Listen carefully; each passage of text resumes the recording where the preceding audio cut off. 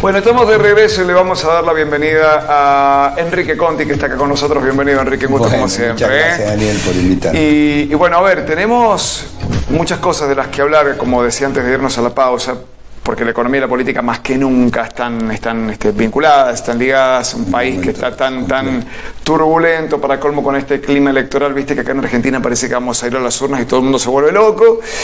Nada que no hayas visto, ¿no? Nada que no te haya pasado antes.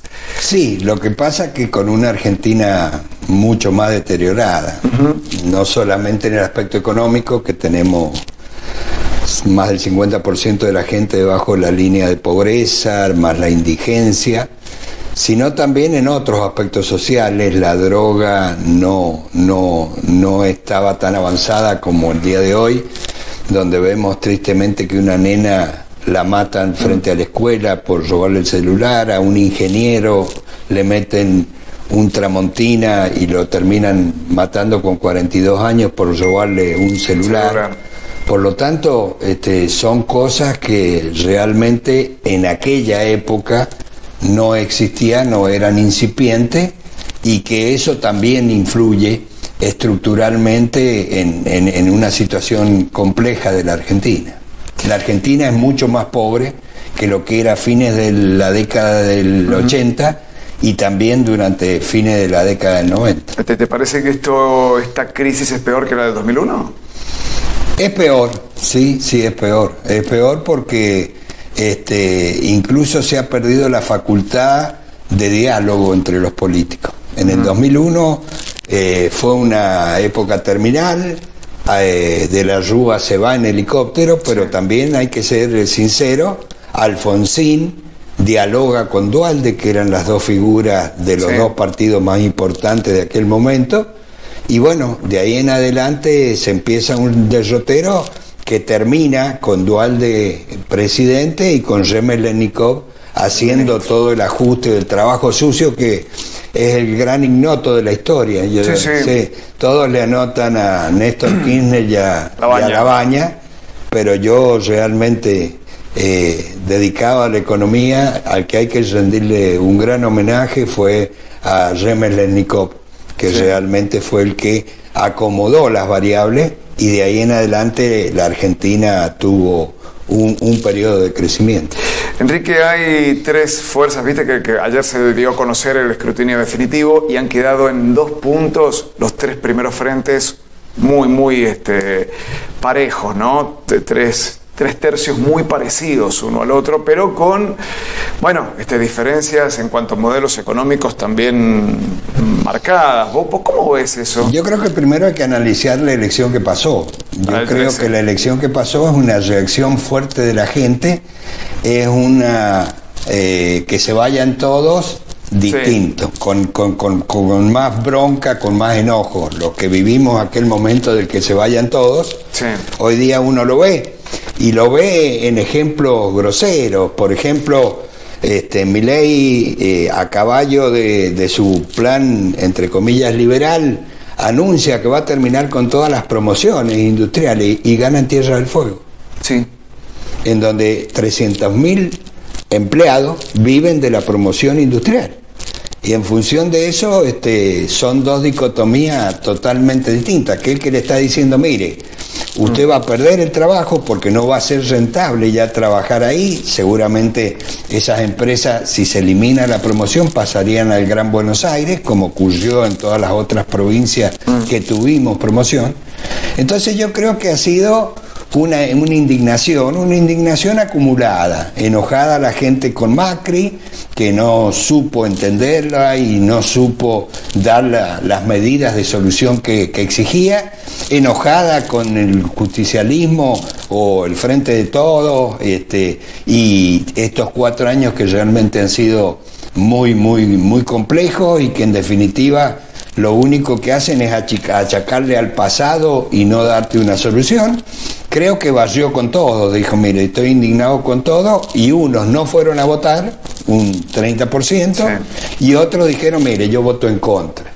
Yo creo que arranca una nueva elección, sobre todo yo creo que aquellos que no fueron a votar empiezan a ver sus intereses particulares. Yo tengo una empresa, yo tengo un kiosco, yo tengo una casa y un auto, yo tengo mis hijos en la universidad, tengo mis hijos en la escuela, y bueno, empiezan a ver otros valores que se empiezan a tener en cuenta, y que yo creo que empieza una carrera nueva que va a terminar primero en octubre y luego en noviembre. O sea, ¿ves un escenario de segunda vuelta? Yo sí veo un escenario de segunda vuelta, porque dentro de esta indignación creo que la gente va a parar y va a ver quién puede solucionarle los problemas y no volver a tener un fracaso en el futuro como lo que hemos venido teniendo. Bueno, ustedes están alineados con Patricia Bullrich, que acaba de presentar a Carlos Melconian, ¿no? como jefe económico del equipo. ¿Qué te parece Melconian? Bueno, hincha de Racing, el pobre. Bueno, con Carlos yo lo conozco de mucho tiempo, incluso haber escuchado muchas de sus disertaciones, haber trabajado en conjunto. Es un economista realmente importante. Yo creo que no es para, digamos, un contrapeso con respecto a Milei, que es un economista, y que el ministro de Economía del Partido Justicialista es el que es candidato. Yo creo que no solamente talla el aspecto económico, sino que en eso va, como decía yo recién, el tema social. Es decir, aquí la manera de solucionar esto, de acuerdo a lo que uno ha visto en época pasada, que ha visto en otros países, no solamente de afuera, como puede ser Israel, sino también lo ha visto en Uruguay, lo ha visto en Paraguay, lo ha visto en Chile. Creo que se va a necesitar, primero, que el pueblo y todos los factores de la economía crean, que es lo más fundamental. Hoy día a Massa creo que el grave problema es la falta de credibilidad. Y segundo, que se le den la oportunidad en 100 días, primero, de ordenar la economía. Y una vez que se ordene la economía, de ahí en adelante ir viendo los frutos a medida que vayan. Sí. Ahora, como yo siempre le decía a mis alumnos, el argentino es muy de ir a ver películas de cowboy, paga la entrada y bueno, espera que ganen los indios. Y los indios en las películas de cowboy no ganan nunca. Claro. Y a los 10 años vuelve a pagar la entrada y vuelve, no, esta vuelta ganan los indios. Claro. Los indios no ganan nunca. Yo creo que no hay milagro en economía, es todo con sacrificio. Y bueno, y los adelantos se van a ir viendo, algunos rápidamente, otros más lentamente. El tema, Enrique, es que cuando se habla de ajuste, de ordenar la economía, yo pienso, ¿a quién le vas a pedir ajuste con un 50% de la población que está por debajo de la línea de pobreza? Digo, no sé cómo. Yo creo que esos ya están ajustados. Yo creo que hay un sinnúmero de aspectos que se pueden dar. Es decir, yo creo que leer que en el Ministerio de Trabajo se han comprado canapés con caviar, con langostinos, etcétera, es un insulto. Es un insulto. Es un insulto a la sociedad. Pero vos sabés también que en esas cosas no moves la aguja tampoco. Pero se arranca con el ejemplo. Sí. Eso es lo primero. Sí. Primero hay que ordenar todo, no solamente el aspecto económico. Sí. Y luego, yo creo que hay aspectos que hay que tener en cuenta, que es el crecimiento. En la medida que uno ordena, los empresarios vuelven a creer y hay inversiones genuinas, y en base a esas inversiones genuinas se empieza a mover la rueda que hoy día está sumamente parada. Y por el otro lado está la obligación de terminar con un Estado prebendario y corrupto ya de los últimos 20 años. Entonces creo que en la medida que eso se vaya dando, se va a ir normalizando. ¿Por qué? Y porque al crecer los ingresos y manteniendo contacto constante los gastos, uno va tendiendo al equilibrio fiscal. No lo va a lograr el 11 o el 12 de diciembre. El tema es que tenés también una fuga de plata con el Fondo Monetario, que eso es atroz, ¿no? Yo creo que no. ¿No? Es decir, hablan del fondo. Ese fue un invento de Alfonsín. Sí. Uno como político siempre tiene que tener un enemigo. Pero mira que tenemos mucha guita para afuera, ¿no? Con el fondo. Ninguna. En eso hay que ser sincero. Analícenlo. Después del préstamo que tomó Macri, no se ha pagado nada. Es decir, si decir que se ha pagado es que ellos me den la plata primero para que yo se las mande después. Y estamos en la misma. Estamos en la misma. Entonces, ¿qué es lo que estamos haciendo? Novando o renovando la deuda. Claro. Ahora, de que hayamos pagado un solo dólar, es más, si ustedes analizan con detalle, en estos 47.000 millones que debía Macri, nos han mandado incluso más recursos que los que nosotros le teníamos que pagar al fondo.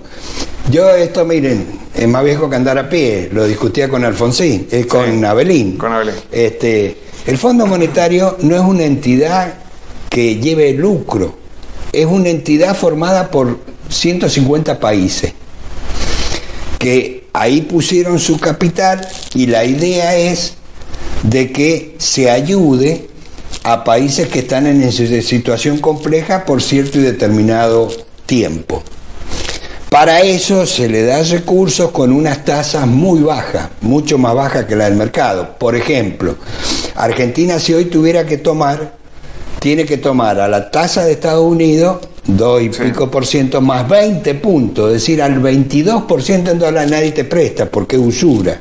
Claro. Es decir, los préstamos normales son al caro 6, 7, supongamos 8%, no le vamos a prestar uno al 25 porque no nos va a devolver. Entonces no te Enrique, la dolarización de la que habla Milei, de la que habla su referente económico Emilio Campo, ¿es viable? Y la dolarización está de hecho en la Argentina desde hace muchos años. Sí, pero otra cosa es eliminar el peso. Por eso, si se hacen todas las tareas que se deben hacer, se vuelve a un país normal que no tenga déficit fiscal, a un país normal en que la presión impositiva sea similar a la del resto de los países, a un país como es Uruguay, como es Paraguay, como es Chile o Bolivia. Yo creo que no hace falta eliminar el peso, es decir, el peso vuelve a tomar importancia en los argentinos, al igual que el dólar. Y de hecho, hoy se habla de que la ley y todo, y bueno, uno ve que las principales operaciones se pactan en dólar o en valor dólar, desde la alquiler. Lo que no tenés son los salarios en dólares tampoco, digamos, perder el peso como variable de competitividad incluso. Es que yo creo que somos muy apurados. Primero, si uno pretende dolarizar, tiene que preguntarle al que fabrica la... Sí, a la Reserva Federal de Estados Unidos. No, al gobierno de Estados Unidos. Eso, claro. Y el gobierno de Estados Unidos mirará y se fijará si está interesado en que nosotros tengamos como moneda de curso legal el dólar. Segundo, tenés que llamar a un cambio de la Constitución Nacional. La Constitución Nacional establece el Banco Central en un artículo y establece que ese Banco Central va a cuidar el valor de la moneda, lo cual no lo hace hoy día ni lo hace desde hace 70 años. Por lo tanto es medio letra muerta, pero existe y hay que respetarla. Entonces, es más, la Corte de Justicia lo expresó hace poco más de un mes a ese tema. Entonces creo que eslogan a la gente, y bueno, ya lo vemos cómo lo paga todos los días Alberto Fernández, con que va a haber asado, con que con la LELIC le va a pagar a los jubilados. Todos esos eslogan publicitarios después se vuelven en contra. Hay que decirle la realidad a la gente, y la realidad es que si nosotros saneamos nuestra economía no hace falta tener una muleta como puede llegar a ser el dólar. ¿Qué va a pasar con las LELIC y toda esa cantidad de deuda emitida con tasas siderales? Yo creo que normalizada la economía, eso tiene un inconveniente, que son depósitos de la gente.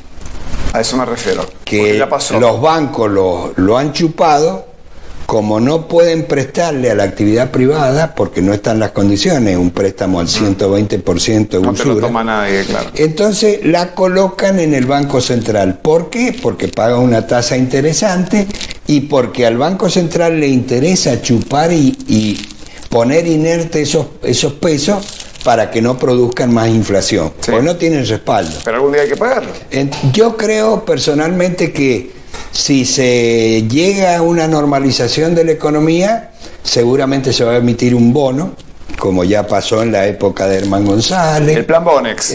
Sí, exactamente igual. O sea, ¿a vos te parece que vamos a un plan Bonex? Yo creo que sí, es decir, un monto que se duplica cada 5 meses, es decir, que en un año ya tenemos el 128% de lo que tenía hoy día, es imbancable, nosotros o cualquier país del mundo. Entonces, yo creo que normalizada la economía, pudiéndole llegar a volver a normalizar el crédito a la actividad privada, que eso va a desinflamar el resto que quede, creo que sí, que va desgraciadamente a un bono a 20, 30 años.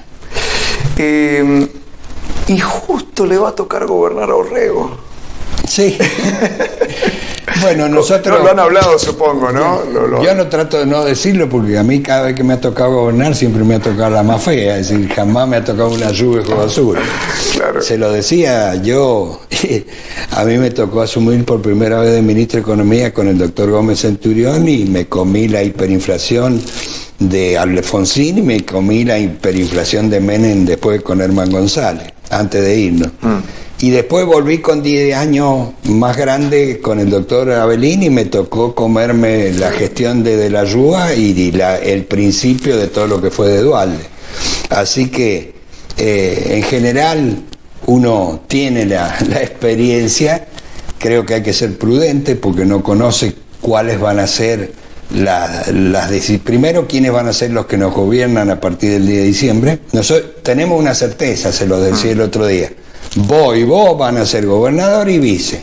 Orrego, Fabián Martín. Gane Putin o gane Biden. Es decir, le digo a ustedes, les toca 4 años. Así claro. que en esto hay que prepararse, hay que ver las alternativas, cómo se va a presentar y luego abrir bien los oídos qué va a hacer aquel que sea electo en noviembre.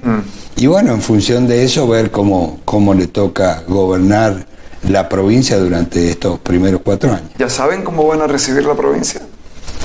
Yo creo que en general, es decir, mejor que otra, la verdad, seguramente una importante deuda flotante que va a estar dada por el impacto inflacionario también del último año, pero creo que en general va a ser dentro de los valores que toca en la Argentina. Es decir, esa es la verdad de la historia. Y bueno, hay que hacerse cargo. Uno quiso ser candidato, electo y respaldo de la gente, y bueno, ahora hay que estar a la altura de las circunstancias. ¿Tenés alguna idea de qué va a pasar con vos el día de diciembre? ¿No? La verdad que no. No. Se ha dado un año complejo de elecciones cada 45 días. Sí. Primero fue mayo, después fue el 2 de julio, después vinieron las PASO y ahora ya vienen las generales, donde Marcelo necesita el apoyo de legisladores propios, tanto en el Senado como en diputados. Y bueno, yo creo que esa es la prioridad. Y bueno, de ahí en adelante seguramente ya van a quedar 60 días y ya se sabrá a ciencia cierta más efectivamente quién es el que pueda llegar a ganar a nivel nacional y también los números de la provincia y bueno, ahí tendrá que tomar una decisión tanto Marcelo como Fabián y prepararse para comenzar el día de diciembre. No lo dejan ir a Isaac Abecasis, el presidente del Tribunal de Cuentas. Digo, Enrique Conti es vocal del Tribunal de Cuentas. ¿Qué sé yo? Es decir,